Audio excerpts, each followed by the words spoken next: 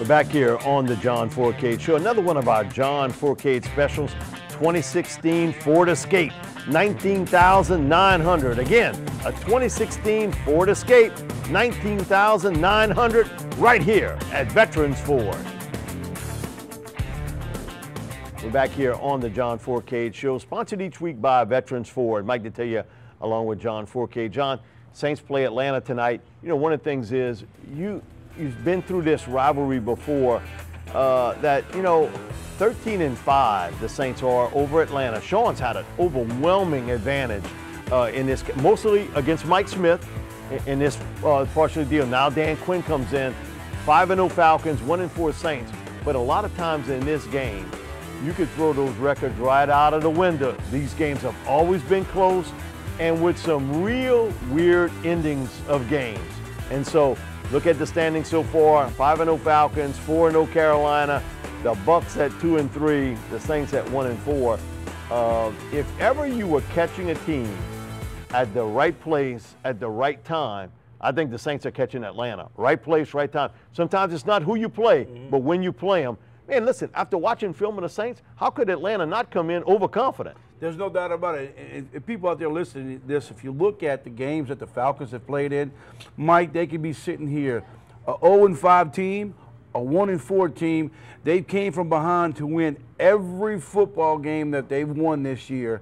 And they didn't look like they were playing great football, but they won the football games. They knew how to win at the end. They won the games. They're sitting 5-0. But like you said, throw these records up. When you're playing prime time, you're the big-time boys on a one-game series, and that's it tonight. Everybody's sitting at home watching. You can forget watching baseball. They're going to watch this Thursday night show. And I guarantee you the Saints will come in and play because Peyton and Drew have done phenomenal on when prime the lights time are bright. on. You're right.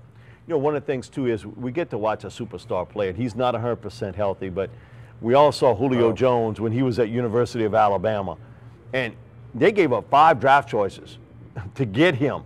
And so you know that when you give up that much, he better be a pretty doggone good football player, and he has been.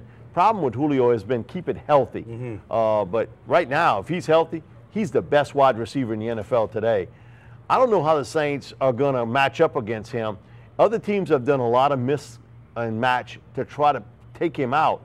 The most surprising thing, though, the Falcons have been able to run the ball with a makeshift offensive line, and Devontae Freeman has really turned up big. Well, that's the big key to the Falcons this season. They went and got somebody to run the football for them. They picked up a couple of players. Coleman as well, he's a little banged up. Freeman has done his job, leads the NFL in touchdown score rushing.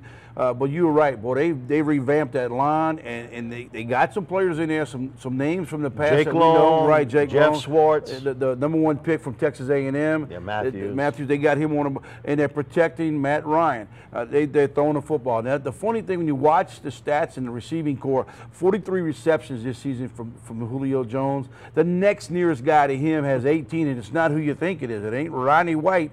Rodney White's only got, I think, 6 to 8 catches so far this season. He's been doing his complaining about it in the organization, but you know he's always the one that always fired the Saints up. He's keeping his mouth quiet this week, but you're right. If the Saints could find someone to put on Julio Jones, I don't think Julio Jones is going to play the whole game. They're going to probably spot play him because he is hurt with a hamstring. I don't know who the Saints could put on him, and they have to find some reason to get to Matt Ryan because, you know, Matty Ryan will throw the ball up for grabs. You know, one of the things with him is the way he's played this season. I think other than Aaron Rodgers, Matt Ryan's been the best quarterback in the NFC this season. I mean, you know, he's been pinpoint with his throws, but he's now got complement. Yes. He's got the running game, and that's something he didn't have before. One of the things with Dan Quinn's defense has always been opportunistic, turnovers, and that has been a big part of the Falcons' defense. They get good pressure on the quarterback, and when the ball hits their hands, secondary or linebackers, they come up with a big pickoff. Well, when you go out and you hire a coach that has to coach a team who had a struggling defense over the years, and you know Atlanta's been really, really rough on the defensive side of football. He brought that thing about, you know, when he got there, he goes, "Hey, I'm from Seattle. We won a Super Bowl, been into 2 of them in a row. This is how we're going to do things." And it kind of picked up with the players because they had the same players basically, maybe brought a few more guys on board, but they still had a basic team that they had with Mike Smith there, but they're just playing so much better. And you're right, Mike.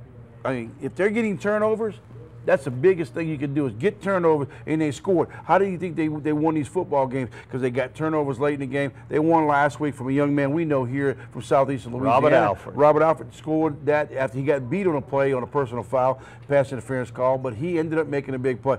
That's what they're doing. That's not what we're doing. You know, one of the things is in the NFL, a team that he formerly coached, they got beat by the hottest team in the NFL, and that's the Cincinnati Bengals, 5-0. It's the who they, so to speak, chant in Cincinnati. But they came from behind. And you know what? Andy Dalton, he's taking a lot of heat. And until he wins a playoff game, he'll always have that stigma on him.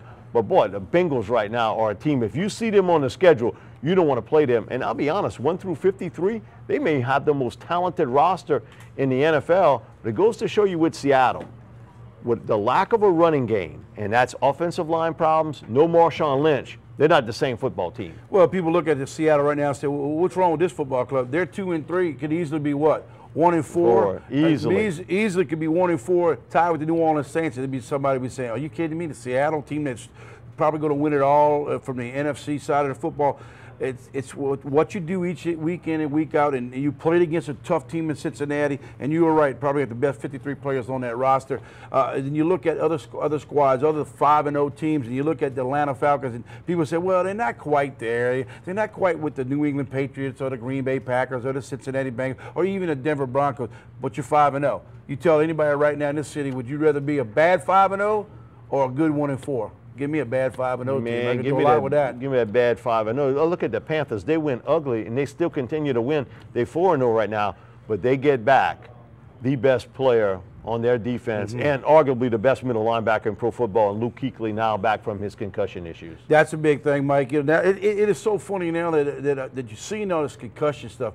I played, and you remember back at nobody talked nothing about salts, it. Was nothing. Nowadays they're making more issues about guys getting hit, getting out the game, getting concussions. You got to miss 1 week, 2 weeks, 3 or 4 weeks. I mean, it's getting to the point where I'm tired of hearing about it. But I understand what they're saying about it. The guy's hurt. He's out for a game. Let's not make a 2-week story about it. But you are right. They're getting their best player back on the defensive side of football. But guess where they go play this week?